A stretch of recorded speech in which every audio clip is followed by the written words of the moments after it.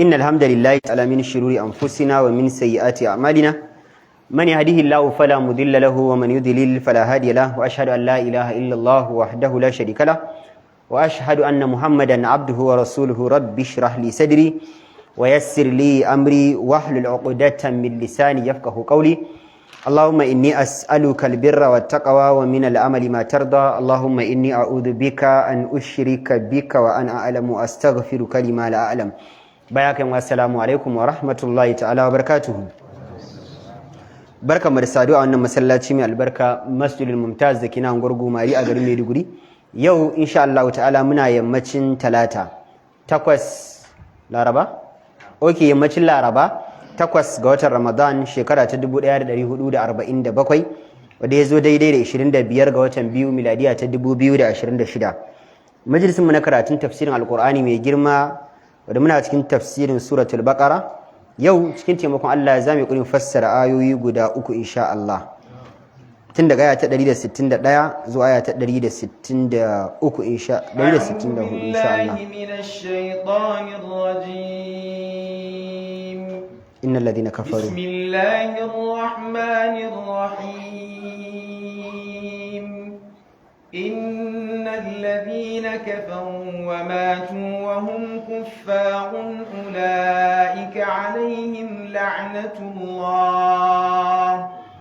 أولئك عليهم لعنة الله والملائكة والناس أجمعين الله مدوكين سركي يچه إن الذين كفروا الله يچه حقيقة للي تبس ود سكا كافر چه وماتوا kuma suka mutu kan wannan kafircin wa hum kuffarun Allah ya ce alhali suna arna ulaika alaihim la'natullah wannan tawagar Allah ya ce suna da tsinuwar Allah madaukakin sarki a kansu wal mala'ikati sana suna da tsinuwan mala'iku a kansu wan nasi ajma'in kuma suna da tsinuwan mutane gaba daya a kansu wannan tawagar malamai sun tattauna game da waɗannan mutanen su wane ne malaman tafsiri sun rabi gida biyu wajen tabbatar da waɗannan mutanen suwaye wasu malamai suka ce wannan ayar tana da alaka da ayar da muka karanta a baya na alkitman wadda suke boye gaskiya ai Allah mun tuntuna shekaran jiya mun yi bayani akan wata aya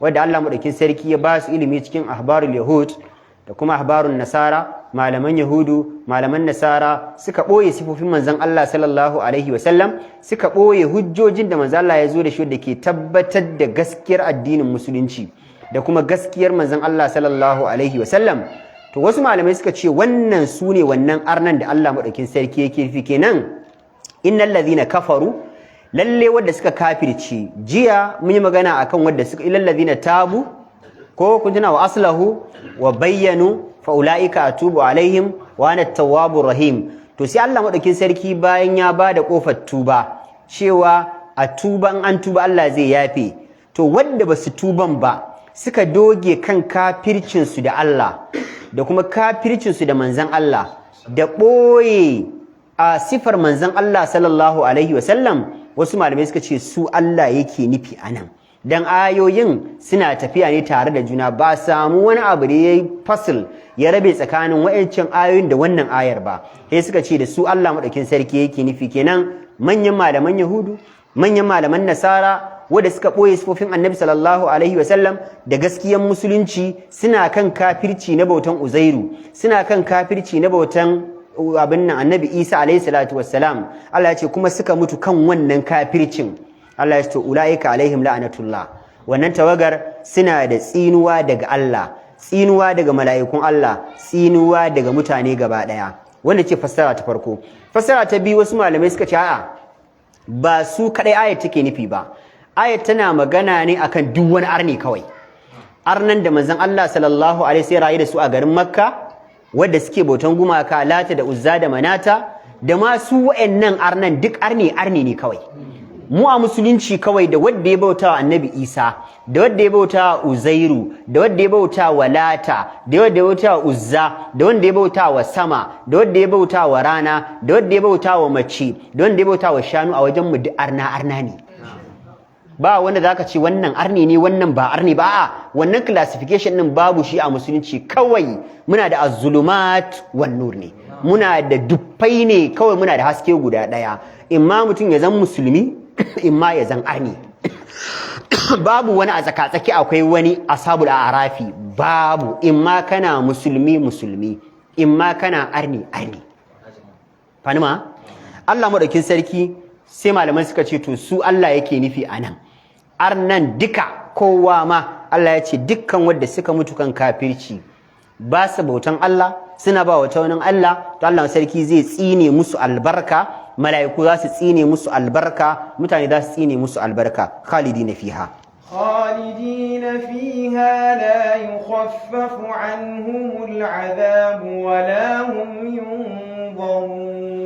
Allah madaukin sarki sai ya ce idan suka shiga wuta kuma khalidina fiha za su dawwama cikin ta, la yukhaffafu anhum al'azab, Allah ya ce ba za a sassauta musu azaba ba, wala hum yunzarun, kuma sannan Allah ya ce ba za a saurara musu ba za a tsaya su ba da uzuri ba. Nan in muka kula Qur'ani ya mana wani uslubi anan da irin magana da mutum in yayi ta za a ce yayi gwaranci.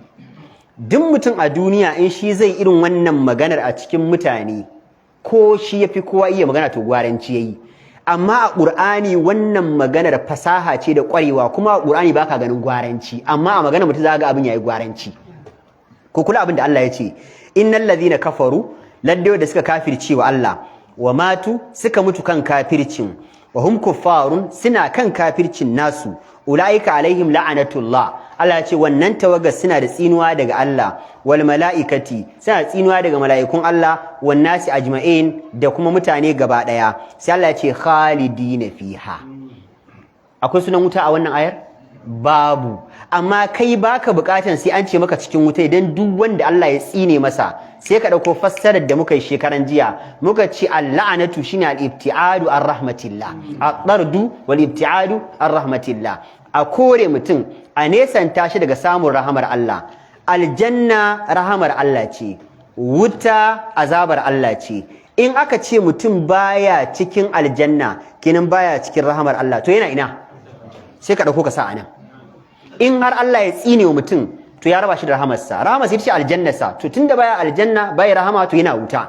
To sai ka kaddara cewa wuta ce anan, khalidina fiha, za su dawo cikin wuta tunda ba su samu rahamar Allah ba, sun samu tsinuwar Allah ne. La yukaffafu anhumul azab, Allah ya ce ba za mu sassauta musu azaba ba. Annabi sallallahu alaihi wasallam ya faɗa mana yadda azabar dan wuta take. Dan wuta kullum a lissafin lahira mun sha faɗa, babu yini babu dare, babu rana babu litinin babu talata, babu a lissafin lahira babu. Amma shi dan wuta zai na ganin wani juyi kamar an juye yini, dan aljanna zai na ganin wani juyi kamar an juye yini, duk da babu yini din. In ba kuma ta ba, Annabi sallallahu alaihi wasallam ya gaya mana cewa yan aljanna dukkan ranar juma'a za mu tare a wani farfajiya guda, Allah madaukin sarki zai bayyana a surarsa mu ganshi mu yi magana da shi. Kaga mun ce babu yini babu dare, amma sai aka ce dukkan ranar juma'a. An fahimce ni? To su ma ƴan wuta za su na ganin wani juyi kaman juyi ne na yini da dare, kaman juyi ne haka ake yi. Sai suna jin cewa azabar jiya ta fi sauki akan azabar yau, kuma automatically a cikin zuciyarsu su sani azabar gobe ta fi ta yau bala'i. Za su na cewa ya Allah kada ka bari gobe ta yi. Shi kuma dan aljanna Allah Allah gobe ta yi dan nima shi na karuwa, dan wuta na Allah Allah kar goben ta yi dan azabar shi na karuwa. Nima dan aljanna na karuwa, shi kuma azabar shi na karuwa. To shi yasa Allah ya ce la yukaffafu anhum, in dai mutun ya shiga wuta to babu maganan a ce wai azaba ta yi baya, a kawai tafiya za ta na tai in dai shi arni ne. Shi yasa malamai suka ce a cikin wuta, duk da wutar wuta ɗaya ce. Dr. Mustapha Murad a cikin littafinsa Nisa wa halin nar yace duk da wutar wuta ɗaya ce, akwai laza, akwai hawiya, akwai sakar, akwai jahannama, akwai huttama da sauran wutace. In har arne da musulmi na ciki, a misa malaman da suke ganin cewa wutar arne da musulmai wuta ɗaya ne, sai dai musulmi yana wani a zango ne na a hora shi dan yayi laifi kama a kai shi aljanna. Yace to shi musulmin kafirin zai na ganin azabar na multiplying, shi kuma musulmi yana ganin azabar a waje daya dan yana da alfarmar ya bautawa Allah, yana da alfarmar yana da tauhidi. Wasu malamai sun fahimci cewa a'a wuta, kowace wuta da muke da shi wuta biyu ne. An gane? Kamar yadda sun fahimci kowace aljanna ma ake da shi biyu ne. An gane? Waliman khafa maqama rabbih jannatan. Allah madaukin sarki ce duk wanda ya ji tsoron tsayuwa a gaban Allah saboda ya san zai tsaya gaban Allah, a masa lissafin ababai kyawawa, a masa lissafin ababai munana, jin tsoron tsayuwansa gaban Allah ya hana shi yin wani sabo, ya samu daman yayi sabon amma jin tsoron tsayuwar gaban Allah ya hana shi yin sabon, Allah ya ce aljanna biyu zamu bashi. Aljanna za a bashi biyu. Kaga kenan da wannan sai malamai suka ce kenan in za a bashi aljanna biyu, kenan wannan aljannan nan akwai wata kuma ita ma aljannan ce kuma duka za a hada bashi. Kenan in haka ne kenan sai suka ce wutan ma biyu ce. Wutar kafirai daban, ita ce wadda Allah ya ce la yukhaffafu anhum, dan dama da arna ake magana ba da musulmi ba. Ita a cikin hudamarsu, a cikin jahannamarsu, a cikin hawiyarsu babu maganar sassautawa, kullum karawa za a na yi. Amma shi mumini fa da laifinsa ya kai shi wuta zai zauna a cikin jahannamarsa yana horuwa gwargwadon lokacin da Ubangiji ya so, babu ƙari har lokacin da Allah madaukin sarki zai cire shi. Wasu malamai kuma sun fahimci yadda azabar za ta zama wuta idan aka buɗe ƙofarta, a cikin kowace wuta akwai wadi. In aka shigo asalin main gate na wutan akwai ramuka, shi sa aka ce annaru darakat wal jannatu darajat. Ita aljanna sama ake hawa, mataki bene, ita kuma wuta ƙasa ake, matakinta ƙasa yake tafiya. Da haka wannan ƙasa ramuka ne. Innal munafiqina fi darakil asfali, kaji suna cikin karkashin ramin wuta. Isu sai an gama sa su shiga an rufe su a cikin karkashin ramin wuta na karshe, an ja gate din su an rufe girim, an sa kwado, sai a ce to next yan gidan saman su ku shigo. In suka shiga su ma za a rufe su, sai a ce wasu ma su zo. Wannan kaga zai dinga nuna maka kenan wutan mataki ne, kenan munafiki yana karkashin wuta last, sai arne ya zo samansa, har za a zo matakin da muminai ne suke saman wuta, da aka wuta kaga ta bambanta. Am I making sense? To da wannan sai malamai suka ce ko da wuta bata zo ba, abin da kafiri zai dawwama a cikin ta, ayoyin Qur'ani daban-daban sun nuna cewa kafiri zai dawwama ne a cikin wuta. Sai Allah ya ce la yakfa anhumul azab, ta yadda za ka gane ma a cikin wuta suke, sai Allah ya ce ba za mu sassauta musu azaba ba, dan a cikin wuta ake yin azaba.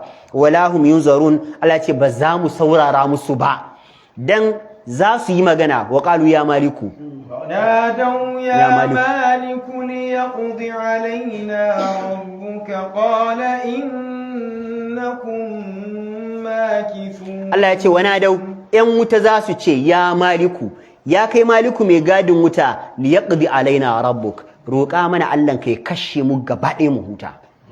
Ƙala maliku zai ce a'a innakum makisuna, Allah ya ce a gaya muku albishir mai daɗi, ba mutuwa, la yamutuna fiha wala yahya, babu rayuwa babu mutuwa, suna tsakanin wani barzakhi ne. Su ba za su mutu ba, su ba za su rayu ba, kaman an zo zare ran mutum ya fi shan wahala a rayuwarsa, to suna wannan matakin, shi ma azaba ne. Ba za su rayu ba, ba za su mutu ba, haka Allah ya ce za mu bar su mu dinga azabtar da su.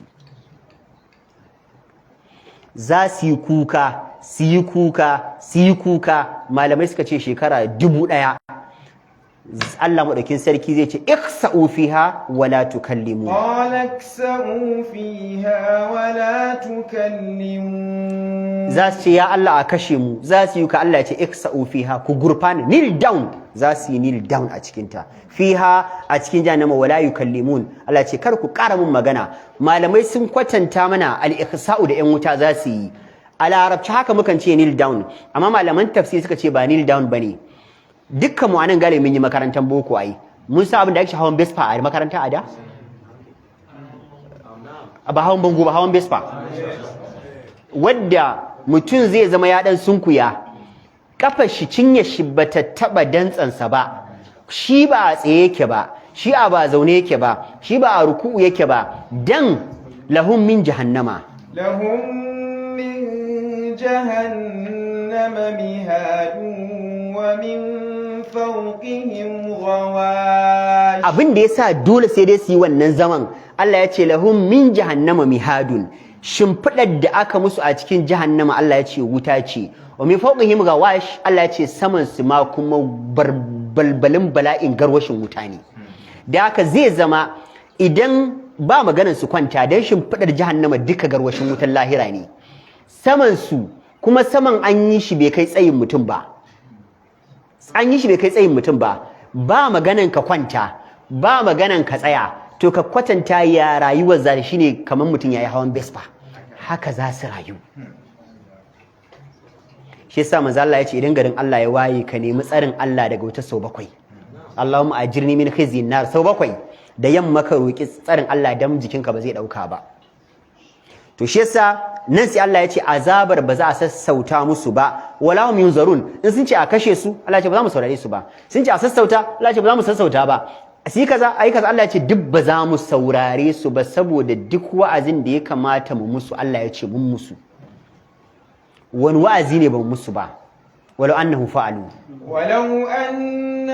فعلوا ما يوعظون به لكان خيرا لهم وأشد تثبيتا. الله مدكين سركي يتي وأزن دا annabawa suka yi musu, wa'azin da malamai suka yi musu, walau annam fa'alu ma yu'azuna bihi, Allah ya ce da a ce arnan a duniya inji Allah, ka iya auna ka ce Allah fa na da tausayi, Allah fa na da jin kai, Allah fa na da rahama, amma ya ubangiji ya ba cikin wannan halin. Allah ya ce a'a, to aini ma sun mun taurin kai, sun ki jin magana ta, da nazo na sa aka musu wa'azi. Allah ya ce walau annahum fa'alu ma yu'azuna bihi, da a ce sun yi aiki da ababan da aka musu wa'azi da shi a duniya, lakana khairan lahum, Allah ya ce da ya zama musu mafi alkhairi. Amma tunda suka mun taurin kai, suka mun kunna uwar shigu, Allah ya ce al yawma nansahum kama nasu liqa yawmihim hadha. Allah ya ce a yau ni ma zan manta su a cikin wuta, kamar da a duniya suka manta da haduwa da mu a lahira. Allah ya ce kaga ba bashi 1-1, sun manta da ni a duniya, ni ma yanzu na manta da su a cikin wuta. Da haka Allah ba zai saurara musu ba ko kadan. Ibn Kathir a cikin tafsirin sa mujalladi na farko shafi na 287 ya kama da Abul Aliya da Qatada, suka ce yadda abin zai faru shine Allah madaukin sarki zai musu wannan tsinuwan ne a lokacin da za ta fi kona musu rai. Idan aka ji lahira sai an tara tawagar arna gaba ɗaya sun taru, Allah maɗaukin sarki zai haɗa su a waje ɗaya, sai Allah ya ce to kun tabbatar da lahira gaskiya ne? Kun tabbatar da lahira gaskiya ne? Ka san cewa suke ba za a tada su ba ai. زعم الذين كفروا أن لن يبعثوا قل بلى وربي لتبعثن ثم لتنبؤن بما عملتم وذلك على الله يسير. الله مدكي سركي يتي زعم الذين كفروا أن لن يبعثوا قل بلى وربي لتبعثن ثم لتنبؤن بما عملتم. الله يتي أرنا سري يتي ba za a tada su ba kiyama. Haka suka sa rai, la gani suke daga duniya sai Kaduna. Allah ya ce haka suka raya. Kul aka ce ya Muhammad ga ya musu bala, wallahi al'amarin ba haka yake ba. Latub'athunna, aka kamo lamul qasm, nunu tawkid, wallahi inji Allah tabbas ba makawa, wallahi sai mun tashe ku. Thumma Allah ya ce bayan mun tashe ku, latunabba'unna bima amiltum, Allah ya ce za mu labarta muku mai hukuman da kafirci. Wa dhalika ala Allah yasir, wannan abin mai sauki ne wajen Allah. Allah zai tuna musu, to kun tuna a duniya mun ce muku akwai wannan ranan kun kareta ba? Kun kareta ba? Yanzu ya labari yau, yanzu ma ƙarya ce gaskiya ce, za su ce Allah gaskiya ce, to shikenan ni na tura dan aiki na, kun tabbata na bai ko kareta shi. Bayan Allah ya tara su je musu gwale sai Allah ya ce to ku ji, dan ku tabbatar da bala'in da kuke ciki yafi bala'in da kuke tunani, Allah sai ce na tsine muku albarka. wannan kalmar ita za ta fita da wa arni hankali saboda ya san ba abin da zai hada shi da aljanna, babu ranar shiga aljanna dan Allah ya kore shi ya nesanta shi daga rahamarsa. Bayan Allah ya tsine musu albarka idan an dakata anan ma ai bukata ta biya, Allah sai ce mala'iku kuma gaba ɗaya ku zo, dukkan mala'ikun Allah za su zo, kuma ba wanda ya san adadin mala'ikun Allah sai Allah, wa malamu jurda bika illa huwa, ba wanda ya san adadin mala'iku sai Allah. Malamai suna cewa idan kana so gane yawan mala'iku ya yake, simple example shine idan duk mala'ika zai sako daga sama ya dauki tsakuwa ɗaya a ƙasa ya koma sama, malamai suka ce tsakuwoyin duniya kaf za su kare mala'ikun Allah ba su je ko ina ba.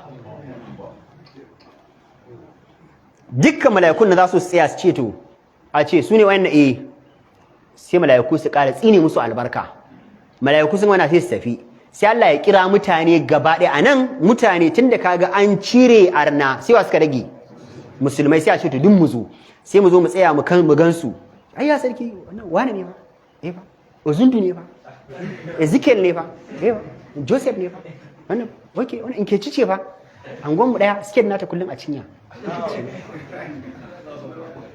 ba da mu musu wai sun ji ba muna kallon su ba, ita ce wallahi sai ka gane ta ma sai ka ce to ala la'anatullahi alal kafirina, Allah ya tsine miki albarka. Wani yana ganin ka kaman ya gane ka din nan, angon mu daya ce Allah ya tsine ma albarka.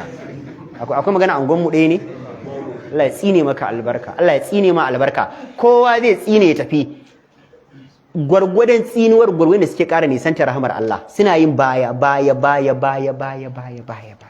kar ka mutu da shirka. A duk aikinka da za ka yi kar ka samu mistake akwai shirka a ciki. Allah baya wasa da shirka ko kaɗan. Duk wata harka ta duniya tana da sauƙi, duk wani sabo tsakanin Allah da bawa da sauƙi, amma ban da shirka. Kar ka kuskure a nan, ban da shirka. Sannan da wannan ayar malamai suka ce babu saɓani tsakanin malamai wajen halaccin tsinewa arna jumlatan wahida, baka kira sunan mutum a duniya ka tsine masa ba. Yanzu ka ce Allah ya tsine wa arna ya halatta, Allah ya tsine wa kafirai ya halatta, Allah ya tsine wa kaza ya halatta. Amma malamai da yawa suna ganin kyamar, suna karhanta, wasu suna kai shi matakin haramci na ba a yadda ka kai na ainul kafir, ka kira sunan kafiri ka ce wane Allah ya tsine ma albarka ba. Dan me yasa baka san da me zai cika ba? Akwai arnan da manzo Allah ya rayu da su, ba a taba zamanin za su musulunta ba. Ka duba Abu Sufyan, wa ya taba tana zai musulunta? Ka duba matarsa Hindu, wa ya za ta musulunta? Ka duba Khalid dan Walidu, Khalid ibn Walid, wa ya zamanin zai musulunta? Idan da yanzu an kalle shi an tsine masa, mai yawa tsinuwar taimakin bariya tsakanin shi da musulunci. An gane? Amma haka ka tsine wa kafirai, wannan Allah ma ya tsitsine, dan baka kira sunan mutum ka tsine mishi ba. Ibn Arabi al-Maliki shi ya saba wannan fahimta ta jumhur a cikin ahkamul Qur'an juzi na farko shafi na 74. Yace shi yana ganin a kalli kafiri haka ma a tsine mar din ya halatta. Yace saboda ai Annabi sallallahu alaihi wasallam ya fita yaki da kafirai, ya yaƙe su, kuma Annabi ya kashe wasu. Ai Annabi bai san da me za su ci kan ba, amma Allah yace je yaƙe su. Tunda ko ya halatta a yaƙe su, duk da ba san da me za su ci kan, ya halatta a kalli mutum a tsine masa. An gane? Akwai ruwayar Aisha radiyallahu anha da ya kafa hujja da ita, tana cikin Jami'at Tirmizi, hadisi na 2657. Take cewa da kala ala Nabi sallallahu alaihi wasallam rajulani fa kallamahu bi shay'in fa aghdabahu fa la'anahuma. Wasu mutane guda biyu kafirai ne, sun shigo gida wajen manzon Allah sallallahu alaihi wasallam, ba a san me suka tada manzon Allah ba, shi da suka magana daki. Kawai sai suka ga manzon Allah abin da ya fusatar da shi. Annabi ya ce ku biyun nan Allah ya tsine muku albarka. Annabi ya kalle su kaga anan Ibn Arabi sai kafa hujja da wannan hadisin cewa Annabi ya kalli mutane individuals ya tsine musu, to sai kafa hujja. To amma jumhur suka ce a'a, wannan hadisin ba zai zan hujja ba, saboda ai manzon Allah sallallahu alaihi wasallam tsinkayar ilimi daga Allah. Zai yi su wa'annan din Allah madaukin sarki ya tsinkayar da manzon Allah cewa ba za su taba musulunta ba sai Annabi ya tsine musu albarka. Da wannan sai malamai suka ce bai halatta ka kalli mutum kafiri ka kira sunan shi ka kafirce ka tsine masa ba. annabi sallallahu alaihi wasallam lokacin da aka yi wa wasu sahabban shi zagon kasa manzo Allah ya dinga kiran sunayen wasu arna yana tsi sai Allah ya ce laisa laka min al-amri shay'un aw yatuba alaihim aw yu'adhibahum fa innahum zalimun Allah ya ce laisa laka min al-amri shay'un ya rasulullahi naji kana kiran sunan wani ka tsine masa a sallaka a cikin alqunutu wani ma ka kira shi ka tsine masa Allah ya ce al'amarin nan baya hannunka aw yatuba alaihim Allah ya ga dama ya gafarta musu aw yu'adhibahum Allah ya ga dama ya musu azaba fa innahum zalimun Allah ya ce tabbas na sani abin da suka yi sun yi zalunci zuwa suka samu sahabban annabi da manzon Allah suka ce ya rasulullahi mun musulunta ka ba mu sahabbanka da zamu tafi da su garin mu su je su koya mana addini annabi da kisa sahabban shi mutum 7 ko mutum 10 yace su tafi da su ashe arna ne suka fita bayan gari gaba ɗaya suka shi sahabban wannan abin yawo manzon Allah ciwo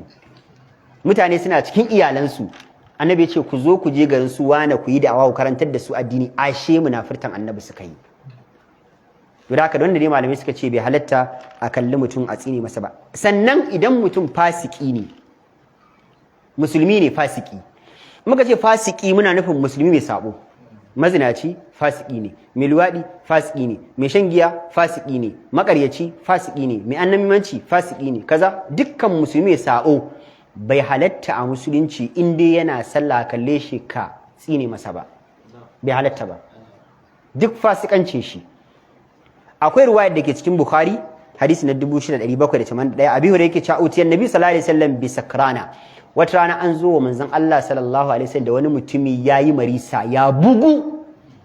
ya bugu sosai yana tangadi fa amara ba'dhi ashabihi manzon Allah sallallahu alaihi wasallam sai ya umarci wasu sashin sahabbansa cewa su dake shi faminna daribun biyadi abu da yace a cikin makon da suka dinga mare shi da hannu pau duka da hannu minna man yadribu bi na'alihi akwai da ya cire takalmin shi dinga duka shi da takalmi minna man yadribu bi thawbihi akwai da ya cire rigarsa mayafin sai dinga dukan shi da shi falamman sarafa qala rajulun da aka bibbige shi ya fita a guje sai wani mutum ya ce malahu akhzahullah sai ya ce wannan mutumin Allah ya kunyata shi Allah ya tozarta shi rannan an kawo shi shekaran jiya an kawo shi jiya an kawo shi yau ma an kawo shi Allah ya wulakanta shi qala annabi sallallahu alaihi wasallam sai ce la takunu auna shaytani ala akhikum kada ku zama masu taimakawa shi dan akan dan uwanku musulmi ne yaje ya sha giya ka zo ka ce Allah ya tozarta shi Allah ya wulakanta shi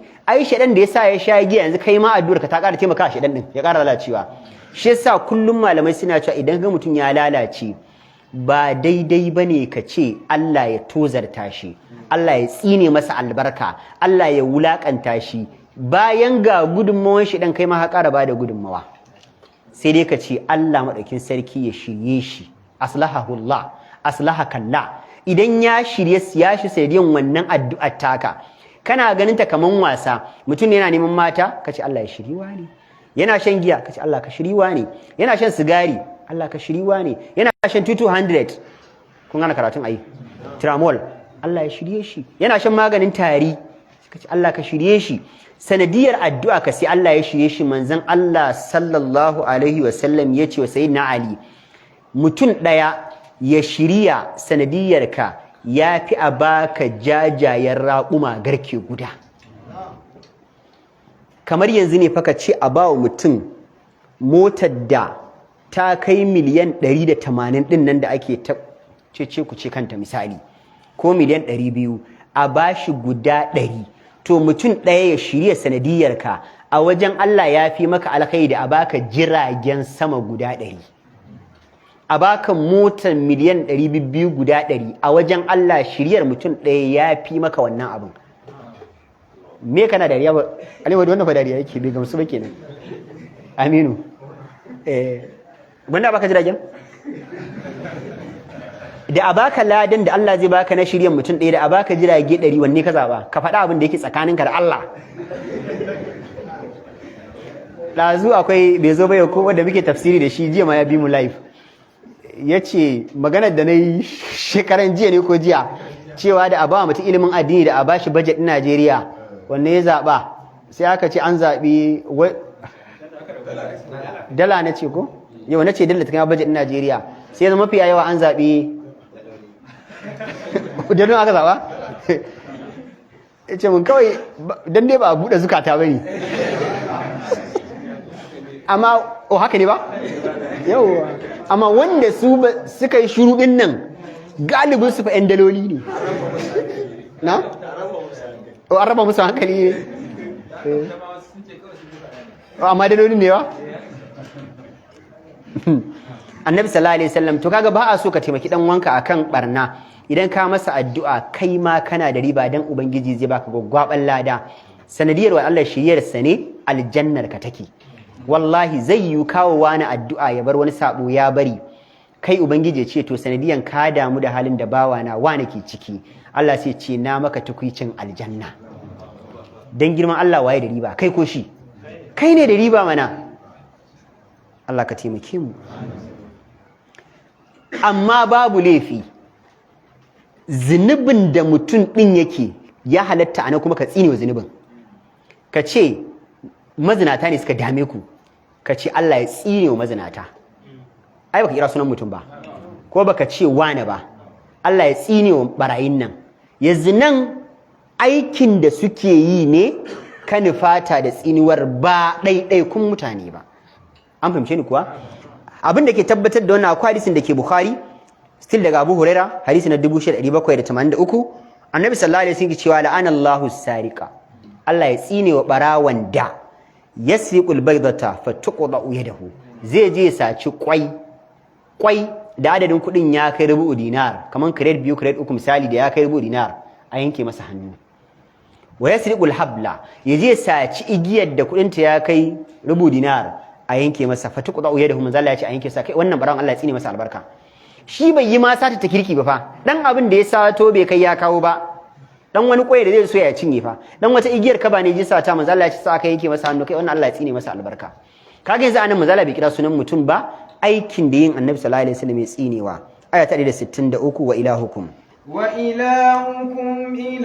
ilahun wahid la ilaha illa huwa ar-rahmanur rahim aya ta gaba sai Allah ya ce wa ilahukum abun bautar ku fa ilahun wahid abun bauta ne guda daya la ilaha illa huwa shi wannan abun bautan ba kurin abun bauta bisa dacewa da cancanta sai shi din nan dai sai Allah ya ce ar-rahmanu shine ar-rahman mai tausayin bayinsa ar-rahimu mai jin kan bayinsa dukkan ku da cikin usulubin ayar cikin zuban ayar babu sunan Allahu ko ka sunan Allahu cewa kai wa ilahukum ilahun wahid la ilaha illa huwa sai aka ci aka kawo daga cikin sunan Allah sai aka ar-rahman sai aka ar-rahimu Sheikh al-Maraghi al-Misri a cikin Sheikh al-Razi a cikin tafsirinsa tafsirin Razi juzi na 4 shafi 189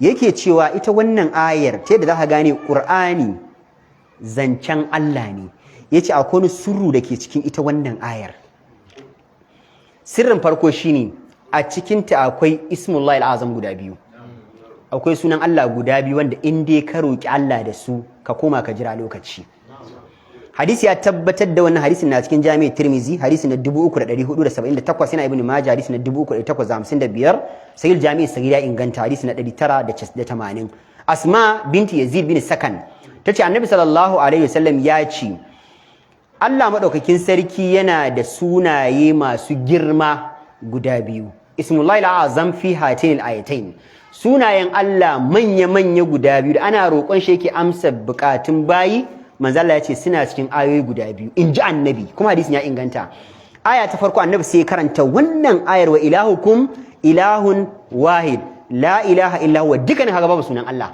sunan Allah inda shine ar-rahman ar-rahim sunan Allah ne ai هو الله الذي لا إله إلا هو عالم الغيب والشهادة هو الرحمن الرحيم kun yadda ar-rahman ar-rahim sunan Allah ne Allah yace huwa Allah shine di Allah alladhi la ilaha illa huwa Allah shine kadai bai ku da abokin bauta sai shi kadai alimul ghaibi wash shahada Allah shine wanda ya san abin da kuke a boye shi ya san abin da kuke a bayyane sai Allah ya ce huwar rahmanur rahim Allah madaukin sarki shine ar-rahman shine ar-rahim da haka ya tabbata sunan ar-rahman ar-rahim sunayen Allah ne cewa kake bismillah sai ka ce ar-rahman ar-rahim sunan Allah ne to manzo Allah ya ce akwai sunayen Allah guda biyu anan sirrin aya ta farko kenan aya na biyu manzo Allah ya ce sunan Allah mai tsada da idan ka roki Allah zai ansa yana cikin suratul Ali Imran aya ta 1 zuwa aya ta 2 alif lam mim Allahu la ilaha illa huwal hayyul qayyum Allah ya ce alif lam mim Allahu la ilaha illa huwa Allah fa shine abin bautan ku kwaya dai tilo fal da ba kuna bauta bisa dacewa sai shi sai Allah ya ce alhayyu Allah nan mai cikakkiyar rayuwa ne da rashin rayuwa bai taba gabatar rayuwarsa ba kuma mutuwa ba za ta biyo bayan ya rayu ba babu wani halitta face wallahi tallahi billahi ya faru da shi duk wani abu da kake gani mala'ika jibrilu Israfil, malakul maut, wane ne, kazini jahannam akwai lokacin da Allah ne kadai babu kowa. Allah ya samar da su kuma akwai lokacin da Allah zai yi babu kowa, lokacin da Allah zai kashe kowa ya ce limanil mulkul yau. Yau mulki na wayi na kashe kowa inji Allah. Har shi mai kashewan Allah ranar zai kashe shi. Kaho zai ce Allah zai da kawo Allah zai ce ba wa al'arshi. In ya ba al'arshi zai busa kahon shi ma ya faɗi ya mutu. Allah zai ce to limanil mulkul yawm yau mulki na waye sai Allah ya ce lillahi alwahidul qahhar sai ya ce ni Allah ne shi kadai kina babu kowa alqahhar mai rinjaye me yasa ya zama mai rinjaye ya kashe kowa wallahi yan uwa kar muna wasa da Allah Allah baya wasa da mutum Allah baya wasa da kowa Allah ba sa'an wasan kowa bane kun gane duk girman mala'ikan mutuwa busa dai Allah zai ya kashe shi ya yi ta kakkashewa ya ta ɗaukar rai ba shi ma Allah zai kashe shi sannan Allah ya sake busa fa idza nufika fi ukhra fa idza qiyamun yanzurun za a yi busa na biyu mala'ikan busa ko zai tashi ya karba sai a yi busa kowa sai ya tashi a lokacin ubangiji ya yi mulki iya mulkinsa babu kowa to sai Allah ya ce alhayyu Allah mai cikakkiyar rayuwa ne alqayyum Allah tsayayye ne da bai jingina da kowa ba babu abun kowa da Allah ke mura babu kai kuma kana nan 100% rayuwarka jikin Allah kake shi ya baka numfashi shi ya baka ci shi ya baka sha shi ya baka lafiya shi ya baka komai Allah ne ya baka shi kuma Allah fa bai bukatan komai a wajen kowa to manzo Allah ya ce sunayen Allah suna cikin wannan ayoyin guda biyu idan zaka roki Allah ka ce ya hayyu ya qayyum ya rahman ya rahim ka gaya wa Allah matsalarka ka koma gefe ka jira lokaci insha Allah amma kada ka ce to bari ya gwada Allah ba a gwada Allah shi Allah din ba a gwada shi ba mutum bane ba fa balan ka ce bari gwada an gani mun ji a wajen tafsiri an ce kaza to bari gwada tunda yana da bukata Allah ne ba mutum ba fa me yasa a ƙarshen ayar Ar-Razi yace sirri na biyu me yasa da Allah yace Allahu la ilaha illa huwa wa ilahukum ilahun wahid kai la ilaha illa huwa sai Allah ya kare ayar da Ar-Rahman ya kare ayar da Ar-Rahim ai ko kula kaman farkon ayar da ƙarshen ayar kan basu alaka an yi magana akan Allah ne abun bauta guda ɗaya aka ce al-azizu ba irin al-hakimu ba sai aka ce kuma Ar-Rahman Ar-Rahim farkon ayar da zafi wa ilahukum ilahun akwai zafi ai sai aka ce Ar-Rahman Ar-Rahim ko kula sanyi yazo zafi yazo sanyi yazo sai ya ce abin da yake faruwa shi da Allah ya ce ilahukum abun bautanku dan adam zai ji wani haiba kwarjinin Allah a zuciyarsa aka ce kuma ilahun wahid ɗaya ne kadai zaka tsorata ka gane ai zaka tsoraci Allah to ubangiji saboda bai so ya tada wa bayinsa hankali Allah sai rarrashe ka sai ce a'a shi fa Allah din Ar-Rahman me jin kai ne me tausayi ne Ar-Rahim me jin kai ne kar ku tada hankalinku shi abin da ubangijinku ya so shine ku bauta masa kawai ba ya faɗa muku wannan dan ku firgita tsoro ya hana ku bautar sai a'a mai tausayi ne mai jin kai ne kwarjininsa da ɗaukakarsa da buwayarsa ta kai makura amma kuma rahamar Allah ɗin ta buwaye fushinsa ta rinjaye fushinsa mun gane sirrin ayar al-maraghi al-misri a cikin tafsirin maraghi mujallad na 2 shafi na 33 yace nan da Allah ya ce wa ilahukum ilahun wahid an bauta ku abota ne guda ɗaya yace Allah yana nufin nau'o'in shirka guda biyu manyan nan kar a masa shi yasa yace abin bauta ne guda nawa daya abin da zamu lissafa anan jimarari yace shi Allah bai so ka hada shi da wani a ciki akwai shirkul ilahiyyah wal ubudiyya akwai shirka da ake wa Allah tarayya da ake wa Allah na allantaka da kuma na bauta yace kaman mutum ya kudire cewa Allah madaukakin sarki a halittar da yayi akwai gudunmawar wani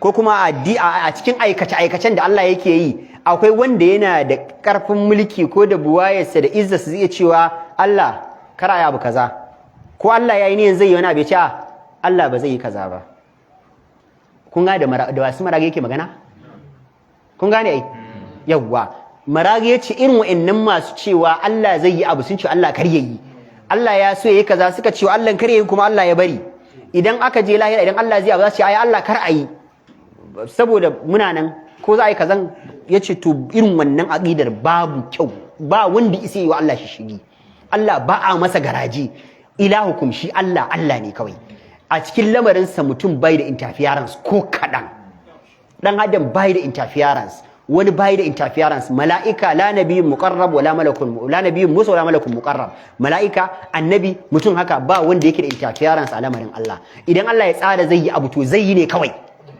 Allah ya sa mun gane yake cewa fa yadu ilaihi fi du'a'i idan bawa ya tashi zai roƙa to ya roƙi Allah shi kadai Allah kada ka ce bari roƙi wani shi kuma isar da roƙona zuwa ga Allah babu ko annabi sallallahu alaihi wasallam ma'aiki sallallahu alaihi wasallam dan gatan Allah da duk halittun Allah ba wanda ya kai shi daraja a abin da Allah ka yaki roƙa ba a roƙon annabi ya isar zuwa ga Allah ba a yi وقال ربكم ادعوني أستجب لكم وإذا سألك عبادي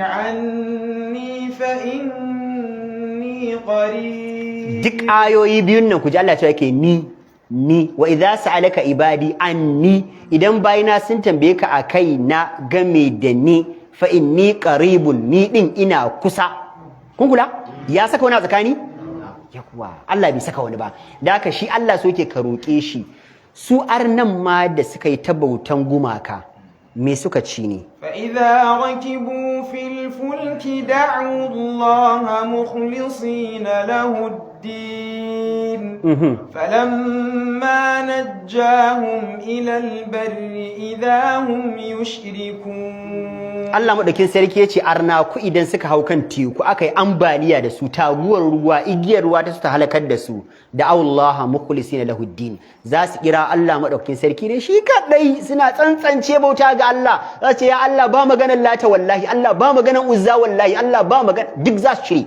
su karyata gumakan Allah ya ce idan muka tseratar da su kuma idahum yushrikun sai su dawo suna cewa kai mun gode wa lata mun gode wa uzza inna ma na'buduhum li yuqarribuna ila Allahi zulfa ma na'buduhum ne ala lillahi dinul khalis innan da Allah ya ce bauta ta Allah ce guda daya arna cewa suke ai ma na'buduhum ai dama su wayannan lata da uzza din ba muna bauta musu da muna bauta musu ne li yuqarribuna ila Allahi zulfa domin su kusantar da mu zuwa ga Allah mataki na kusa sai Allah ya ce to ba na so kawai in za a roƙe ni Allah ya ce a roƙe ni kai tsaye shi dan adam ne kake ga yana da girman da kafin ka je wajen shi you must follow protocols shi Allah bai bukatan protocols dan ya wuce ya sa wani protocol duk wanda yana bukatan protocols bawa ne Allah da ya kai Allah shi bai bukatan protocols to yasa yake cewa anan in zaka roƙe shi ka roƙe shi kadai kada ka hada da kowa sannan kada kana gana akun da zai iya yi damuwa sai Allah ba wanda zai iya kawo amfani sai Allah shirka ta biyu ce ita ce shirka ta rububiyya yace ita ce shirkar da mutum yana gani a wani abu da Allah ke gudanarwa ko kuma a addinin Allah akwai kurakurai shi bari ya gyara, ko a kawo wata doka da ta ci karo da dokokin ubangiji wadda kuma za a ce tafi dacewa da humanity. Na rantse da zatin Allah duk constitution din da ya ci karo da dokar Allah kuma musulmi yana ganin shi ya fi dacewa da dan adam, ya yadda da haka, ya amince, ya ga yafi na Allah, billahi tallahi wallahi arni ne. ومن لم يحكم بما أنزل الله فأولئك هم الكافرون. Allah ya ce dukkan wanda bai hukunci da dokar da Allah ya saukar, a ran shi ba tilasta mishi aka yi ba, ya ji a ran shi cewa wannan dokar ta fi ta Allah, ta fi dacewa da humanity, ta fi sassauci ma humanity, yanayin globalization din, yanayin civilization din, yanayin wayewar duniyan ya fi dace dan adam, na Allah bata dace dan adam ba. A zamanin da eras in jahiliya ne, in yanzu ne ba zai yi aiki mutum hannu ba, ya sakankance ya yadda ya imani da haka. In kana shakkan zaman shi arni, kai ma arni ne. Wannan ita ce aqida ahlus sunna ittifaqan. Allah ya ce mai arni, Allah ya ce fa ulaika humul kafiruna. Kai kana shakkan Allah ya ce arni, kana shakkan zaman shi arni, da kake faɗa? Ne ce abin da yake cikin littafin malamai dukkan musulunci. Da haka a babun ubangiji ana so ka tsantsanci Allah, ilahukum ilahun wahid. Allah Allah ne. Duk abin da zaka yi a rayuwarka na wasa, babu wasa da Allah a ciki, babu wasa da ibadar Allah a ciki, babu izgili ma addinin Allah. Duk wani abu da wannan abin addini ne. Be very careful, very very careful. Kana iya taba addini ka yi wasa da shi, Allah ya madaukakin sarki ya tsine maka albarka. Qul abillahi wa ayatihi wa rasulihi kuntum tastahzi'un la ta'tadiru qad kafartum ba'da imanikum إن نعفو عن طائفة منكم نعذب طائفة بأنهم كانوا مجرمين.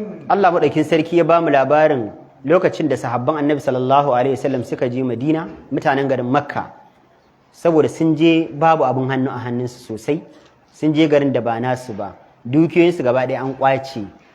Ka san kafin mutum ya saba da zama da waje, jikin shi zai dan motsa dole, ana cewa canjin ruwa, canjin waje. To sai zama da za su zo garin Makka lokacin umra, sai zama sun dan rami.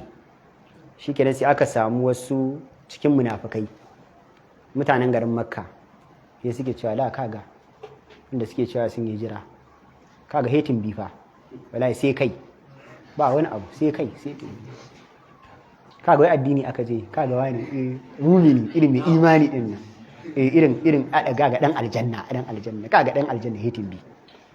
Allah sai ya ce kul ce ne musu ya Muhammad, sun yi maganar su ya su basu annabi bai wajen, attaki annabi na nesa da sahabbai. Allah ya saukan mishi aya, aka karanta, aka ga wa'annan hankalin su ya tashi.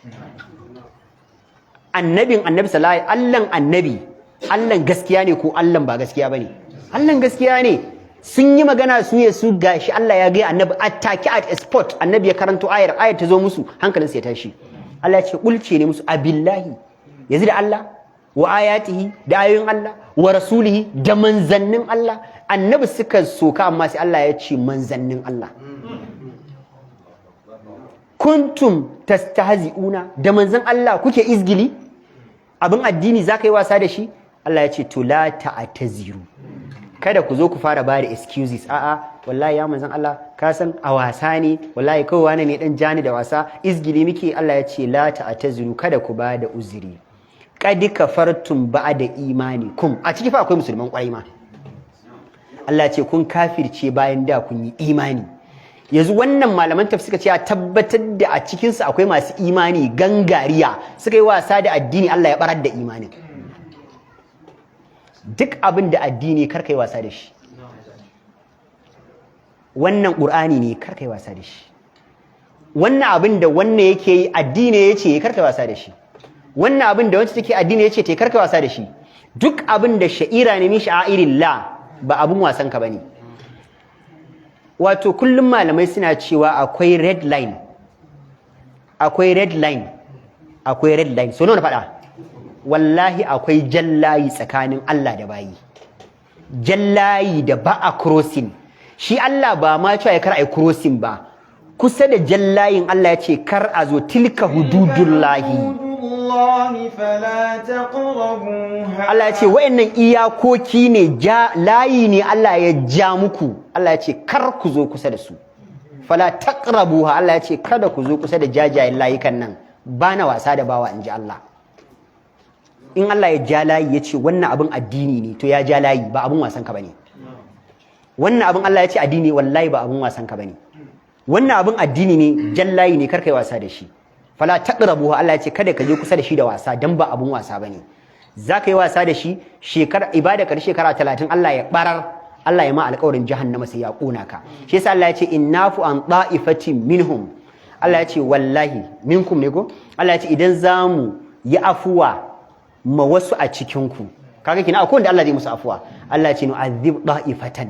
Allah ya ce wallahi amma akwai tawagar da sai na azabtar da su. Me yasa? Sai Allah ya ce bi annahum kanu mujrimin, saboda criminals ne. Ba mutanen kirki bane. Sun yi wasa da addini na. Allah ya ce sai na azabtar da su. A cikin mu ne ake magana, dama arna ya ba magana da shi. Da haka addini yan uwa mu kula. Shine kai ma darajarka. Shine kimarka, shine mutuncinka. Yanzu yau ba musuluncin nan, kai din nan fankon ashana ne. Kun gane karatun? Idan yanzu babu musulunci tare da kai, wallahi fankon ashana ne. Zai tada wuta ne? Ba zai tada wuta ba. Idan babu musulunci kai din nan you are useless. Zuwanka duniya ba shi da amfani. Ka zo ne babu ka koma babu. Ka zo ne a wofi ka koma a wofi. Da haka addinin nan shine kawai gadararka. Idan yau ka sakankancewa addininka, ka ji ka samu nutsuwa da addininka, ka bauta Allah yadda ya dace, wallahi tallahi ko baka yi shekaru da yawa ba wallahi alhamdulillahi. Dan dai komin nisan jifa wataran sai ya faɗo ƙasa. Komin shekarun da Allah ya baka a duniya wataran sai ka mutu. Idan mutum ya shekara 1000 bai mutu da imani ba, kai da kai shekara 50 ko 40 ko 60 ka mutu da imani, kai da shi waye rayuwar ta albarka. Me 60 kai rayuwar ta albarka ai. Shi wancan rayuwar da yazo ba ya zo a babu ya koma a babu bane. Da haka addini kada kai wasa da shirka. Inna Allah la yaghfiru إن الله لا يغفر أن يشرك به ويغفر ما دون ذلك لمن يشاء ومن يشرك بالله فقد افترى إثما عظيما. Allah ya ce inna Allah lalle tabbas shi fa Allah da kansa ya bada sako la yaghfiru an yushraka bihi. Ya yi wa kansa da kansa wannan hukuncin ba zai taɓa yafewa ba a masa shirka. In ka mutu kana shirka, Allah ya ce ba zan yafe ba wannan ɗin. Wa yaghfiru ma duna zalika liman yasha'u. Allah ya ce amma duk wani abu kuma bayan shirka, Allah ya ce in na ga dama na so zan yafe maka. Wa man yushrik billah, Allah ya ce dukkan wanda yayi wa Allah madaukin sarki shirka faqad iftara ithman azima. Faqad iftara ithman azima. Faqad iftara ithman azima. Allah ya ce hakika ya kirkiro wani laifi babba makansa. Gobe insha Allah ta'ala zamu tashi inna fi khalqis samawati wal ardi. Na so mu yi ta yau amma lokaci ya kure. A cikin wannan ayar mai albarka zamu ji wasu ababai guda 6 ko 7 da Allah ya faɗa masu girma. A ciki har da wani ka'ida da muke da shi a physics, law of flotation ba, an object in mass in a fluid when it displays in its own weight, right? Law of flotation. Da Allah madaukin sarki ya ce wal fulkul lati tajri fil bahri. Zamu prove law of flotation insha Allah da Qur'ani gobe. Allahumma salli ala Muhammadin wa ala ali Muhammadin.